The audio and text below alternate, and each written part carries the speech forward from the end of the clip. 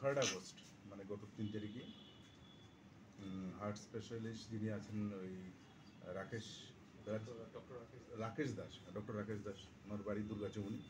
ওনার বাড়ি থেকে উনি জেনারেলি প্রতিদিনই বিকাল 5টায় বাড়ি থেকে বেরিয়ে যান এবং ওনার বাবা শঙ্কর দাস, ওনারা সবাই ওই টাইমটাতে ওনারা বাড়ি থেকে বেরিয়ে যান। এটা সবাই হয়তো ফলো করেছে চোরেরা। ওরা ফলো করে বাড়ির ভেতর ঢুকে ওনাদের উপরের যে মন্দির আছে ঠাকুরের মন্দির থেকে সোনার জিনিস যা আছে সেগুলো নিয়ে গেছে।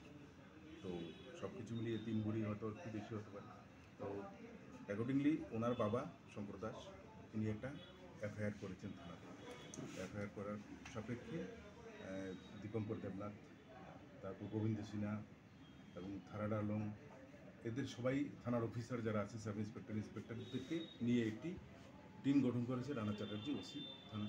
এবং সেই টিম প্লেনক্লথে এবং ইউনিফর্মে বিভিন্ন জায়গায় বিভিন্ন সোর্সের মাধ্যমে খবর বার করে এবং সেই কেসে যারা যুক্ত ছিল, যারা চুরি করেছে, বিশেষ করে যিনি ভিকি তাঁতি এবং গোপাল দাস, যাদের বাড়ি রাধানগর, ওনাদেরকে আইডেন্টিফাই করা হয় এবং এদেরকে অ্যারেস্ট করা হয়।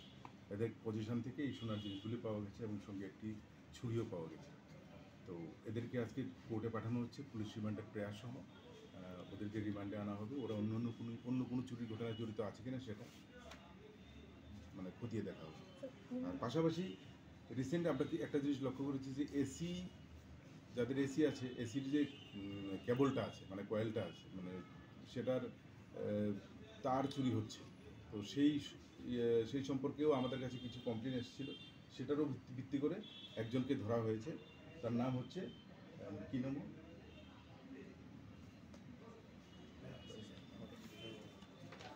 আচ্ছা, ওকেও অ্যারেস্ট করা হয়েছে।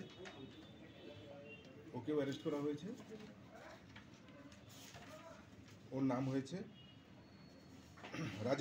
রাজেশ নামও। ওর বাড়ি হচ্ছে আড়ালিয়া। ওর কাছ থেকেও অনেকগুলি কম্প্রেসার এবং কিছু ওয়্যার পাওয়া গেছে। তো ওকেও আজকে কোর্টে পাঠানো হচ্ছে রিমান্ডের প্রয়াস।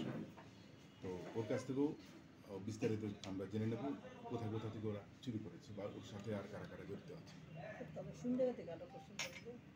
যারা রাধানগর থেকে আটক করা হয়েছে, আর রাজেশকে আটক করা হয়েছে টাউনের মানে জয়নগরের কাছাকাছি। তার ঠিকানা স্বর্ণরঙ্গলি বাজার মূল্য 2 লাখ টাকার নিচে তো হবে।